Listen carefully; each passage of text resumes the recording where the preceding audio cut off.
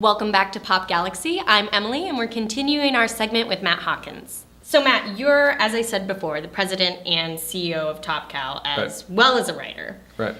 So being the president and the CEO and the writer, do you set your own deadlines? And a better question is, do you break them?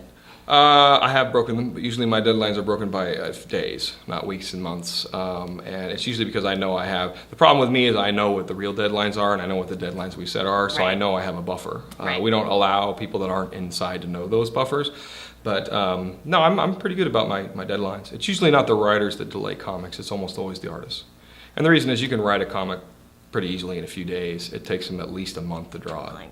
And if they get sick or kids problems, I mean, it's more likely that their drama is going to influence slowing them down because it's a much more intensive. A writer can do 3 to 5 comics a month. A artist can barely do one.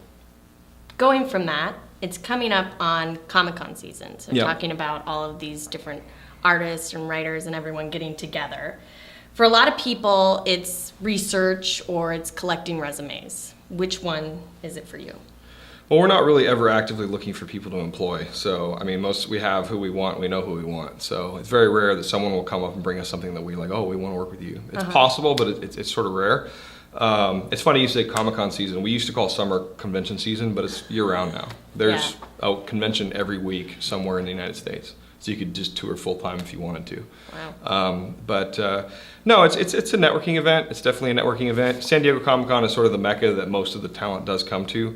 So you get to see the people you work with and hang out with them, and it's mainly there. It's to meet those people and to sell books to fans, and we do exclusives, and it's become kind of a news cycle too. The bigger conventions where you'll have all the reporters there will go and you'll hold announcements for the show, and so the big announcements are usually the second or third day of Comic-Con.